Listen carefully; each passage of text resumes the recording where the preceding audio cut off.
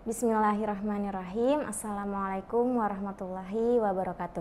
Kembali lagi di pengajian Kamis Manis yang insya Allah akan hadir setiap hari Kamis di channel YouTube Gelora TV. Pengajian Kamis Manis ini diadakan oleh Majelis Taklim Nisa'ul Jannah Gelora yang insya Allah akan mencerahkan dan mewarnai kehidupan Islam dan iman kita. Amin amin ya rabbal alamin. Saya Maryam dan Ustazah Lulu di sini. Kita akan membahas tentang child free.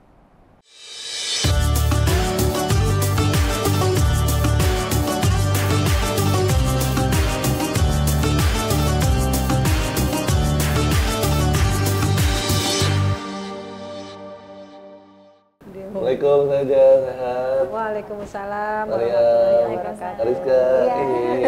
Sehat semuanya, Rizka, Maryam, Fadil. Sehat Ustaz. Alhamdulillah, mudah-mudahan sehat walafiat. Saja mau nanya dong. Langsung. Langsung aja Ustaz. Saya nggak pakai bahasa basi. Oh iya. Jadi gini saja, kemarin saya ngobrol sama teman saya. Dia baru selesai nikah juga. Cuman setelah dia curhat itu, dia bilang dia pengen child free. Nah, child free itu sesudah nikah dia Nggak mau punya anak dulu. Nggak mau punya anak selamanya, apa nggak mau punya anak saat itu dulu? Lebih tepatnya mungkin untuk waktu yang belum bisa ditentukan, gitu saja. Nah, saya mau jawab tapi bingung. Karena Nggak punya ilmunya. Iya, takut salah. Gitu saja. Nah, menurut saya itu gimana? Kalau nggak punya anak tuh dalam pandangan agama Islam seperti apa? Iya.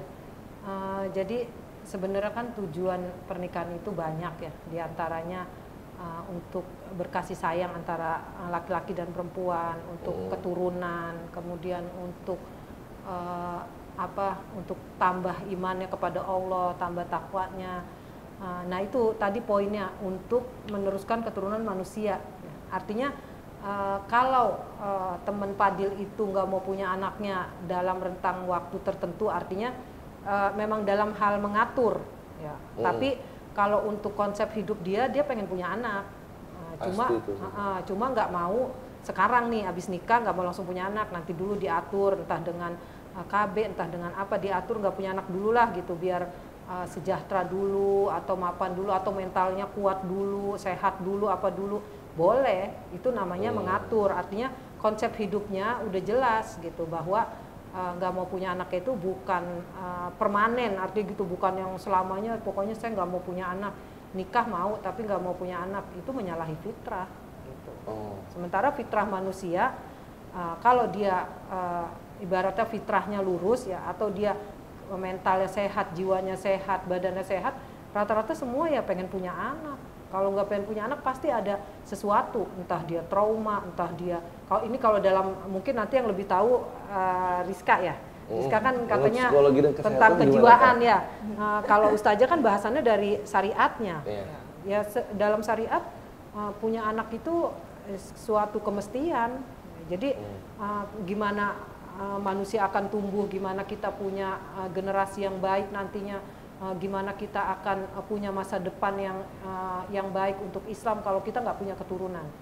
Jadi keturunan itu hal yang keniscayaan atau hal yang fitrah, dan itu wajib bagi kita. Kecuali memang takdir Allahnya, qadarullahnya, ini orang nikah terus nggak punya anak, artinya ada yang mandul, ada yang memang ditakdirkan nggak punya anak ya, keguguran dan lain-lain, ya itu mah beda lagi. Tapi kalau emang dalam diri dia menganut paham atau punya konsep maunya nikah aja, nggak mau punya anak, nggak boleh. Jadi untuk fitrah ya? Fitrah manusia.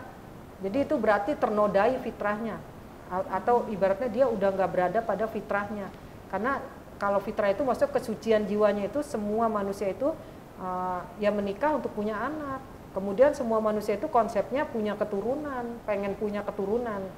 Karena itulah yang digaris bawahi dalam Islam, bahwa untuk kesinambungan manusia, untuk kesinambungan keharmonisan alam itu ya harus tumbuh manusia gitu. Wallahu a'lam. Tapi gimana kalau misalkan Ustaz gini kan, di dalam hukum pernikahan sendiri kan misalkan dia tuh pengen child free, tapi kan di dalam Islam sendiri itu memang udah nggak diperbolehkan untuk menikah kalau misalkan memang dia udah nyadar nih, aku tuh punya kayak kelainan mental gitu. Nah, khawatirnya kalau misalkan punya anak, nanti anaknya itu juga terdampak dalam proses pendidikannya. Nah, kalau misalkan dia memang udah nyadar, kalau misalkan dia udah punya permasalahan mental, itu hukum nikahnya jadi gimana dong Ustazah? Gitu. Iya. Jadi gini, tunkahul mar'a li arba. Kemudian dinikahkan orang itu atas 4 perkara, dinikahkan laki-laki atau perempuan itu atas 4 perkara.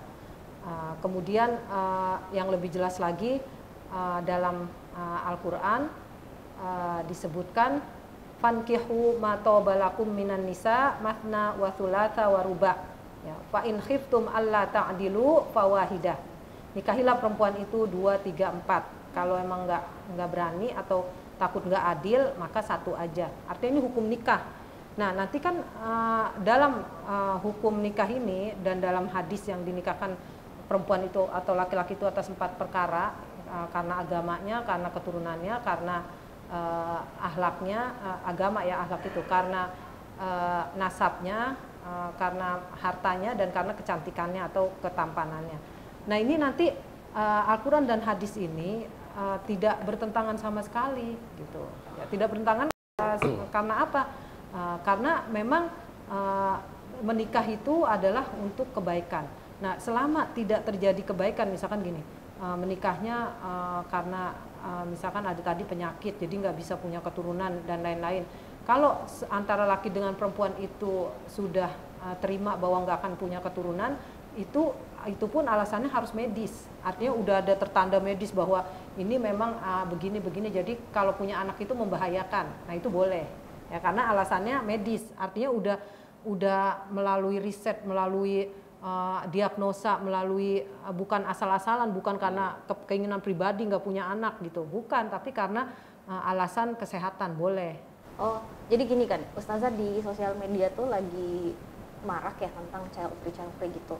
Nah, misalkan gini, perempuannya itu udah sadar kalau dia punya kelainan mental atau penyakit mental, dia udah sadar sebelum menikah, kemudian dia menikah, tapi sejak awal memang dia tujuannya untuk menikah nggak pengen punya anak. Sebelum menikah pun dia nggak pengen punya anak. Boleh nggak sih Ustazah kalau misalkan kayak gitu nikah terus nggak pengen punya anak, padahal sejak awal memang dia tujuannya nggak pengen punya anak, cuman pengen nikah doang Ustazah? Gimana tuh? Pengen nikahnya doang gitu ya. Harusnya kalau memang kita menyadari kita punya penyakit, kan disebutkan dalam hadis likulli da'in dawain. Setiap penyakit itu ada obatnya. Katakanlah penyakitnya bukan hanya penyakit fisik aja yang ada obatnya, penyakit jiwa pun ada obatnya. Ya, katakanlah penyakitnya penyakit keturunan, karena ini punya penyakit mental yang nanti menurunkan ke anaknya. Ketakutan-ketakutan itu tidak beralasan kalau ibaratnya tidak didasari oleh penelitian. Artinya kalau memang gennya emang besar banget bahwa dia akan membawa keturunan yang nggak baik, baru kita bisa pakai sebab akibat itu. Tapi dalam kaidah syariat ya, maqasid syariah itu, tujuan syariat diciptakan itu nggak bisa atas analisa pribadi atau bahkan sampai analisa dokter pun. Kalau kita bertawakal ya, artinya tawakal, mungkin kalau bersandarkan sebab akibat aja akan terjadi seperti ini, tapi di luar itu ada kekuasaan Allah. Ini yang kita disebutkan dalam Al-Quran, la ta'iasu mir rauhillah, jangan engkau putus asa terhadap rahmat Allah. Jadi kalau emang mau nikah terus ada penyakit mental, sembuhkan dulu mentalnya ya. Kalau udah sembuh, minimal meminimalisirkan yang gen-gennya itu gitu. Jadi sembuhkan dulu. Jadi bukan berarti langsung, ibaratnya gini, kalau tidak bisa melakukan seluruhnya, jangan meninggalkan seluruhnya. Itu kaidah ya, itu konsep bahwa dalam Islam kalau tidak bisa melakukan seluruhnya, jangan meninggalkan seluruhnya. Jadi contohnya gini, kita nggak bisa sedekah 100 ribu nih, tapi jangan sampai meninggalkan sedekah sama sekali, nggak sama sekali, udahlah nggak bisa kita sedekah 100 ribu, udah nggak usah sedekah, nggak begitu. Kita nggak bisa sedekah 100 ribu, tapi bersedekahlah semampu kita, misalkan berapa, 10 ribu, 5 ribu, boleh. Jadi kalau tidak bisa melakukan semuanya, jangan meninggalkan semuanya, tapi lakukan yang kita bisa. Contohnya, kalau tidak merasa mampu untuk punya anak atau menikah kemudian punya anak yang normal-normal, maka jangan meninggalkan semuanya, jadi meninggalkan nggak mau menikah gitu. Ya, terus akhirnya tidak melakukan semuanya. Berarti nggak boleh ya Ustazah? Nggak boleh. Tetap harus ada di situ, ada ikhtiar manusia, di situ ada harapan dari Allah, ya artinya ada ketawakalan, ada rahasia Allah yang bisa jadi keajaiban dari Allah, bisa jadi karomah dari Allah. Gitu. Ya Kak, kali ini aku mau nanya Kakak nih. Boleh. Terkait child free untuk mentalitasnya, itu kan ada temen aku yang nikah tapi child free sama yang punya anak. Itu secara mentalitas mereka tuh kekeluarganya beda atau sama sih? Kekeluarganya. Kalau secara psikologi ya, dari dunia psikologi, kalau misalkan seseorang yang biasanya memilih untuk child free itu mengalami trauma-trauma di masa perkembangan mereka, seperti itu. Jadi untuk orang-orang yang biasa memilih child free itu biasanya kita akan melakukan wawancara ke mereka, alasannya untuk child free misalnya apakah dulu di masa kecil pernah mengalami trauma sehingga mereka memutuskan bahwasanya mereka tidak bisa memiliki anak karena ketakutan bahwasanya mereka akan melakukan hal yang sama yang mereka dapatkan dari orang tua mereka ke anak mereka. Nah, kalau dari sisi agama sendiri saya kurang paham. Mungkin Ustazah Lulu bisa menjelaskan terkait dengan hal tersebut. Aku bingung. Oh gitu. Iya. Kalau ibaratnya orang nggak mau. Tadi pertanyaannya gimana? Mentalitasnya, mentalitinya di saat yang keluarga punya anak dan nggak punya itu pasti happy-nya berbeda tuh kan. Itu secara Islam tuh gimana sih? Jadi dalam sebuah hadis Ustazah teringat ya, sebuah hadis itu Rasulullah bersabda, nikahilah wadudul walud. Ya, wadudul walud itu orang yang pengasih, penyayang, perempuan maksudnya nih wadudul walud. Perempuan yang pengasih dan perempuan yang punya banyak anak. Nah ini tantangan buat para lelaki ya, para ibaratnya penerus generasi. Kan kalau nggak ada laki-laki, generasi nggak bisa tercipta. Ya, dan gitu juga sih nggak ada perempuan juga nggak ada yang bisa melahirkan generasi. Artinya gini, wadudul walud itu diterangkan oleh Rasul. Jadi ciri-ciri orang yang perempuan yang pengasih penyayang itu nggak kejam gitu. Misalkan kejam, enggak orangnya ngomongnya sinis, ngomongnya nyakitin. Ini kan nanti gimana suaminya bisa-bisa ditindas gitu. Ya, tapi kalau orangnya baik, ramah gitu, ya. Kemudian orangnya welas asih kalau orang Jawa bilang tuh. Asri welas. Bukan asih welas, welas asih. Asri welas mah artis kali. Dia kecampur. Welas asih itu penyayang. Pokoknya ngelihat siapa aja sayang, kasihan, nggak ingin menyakiti. Emang itu sifat dasar Islam. Jadi punya hati yang tulus, hati yang baik gitu. Sama sesamanya nggak pernah pengen menyakiti. Nah itu perempuan yang seperti itu yang harus kita cari dan kita nikahi. Laki-laki yang begitu juga yang harus kita nikahi, kita cari. Ya.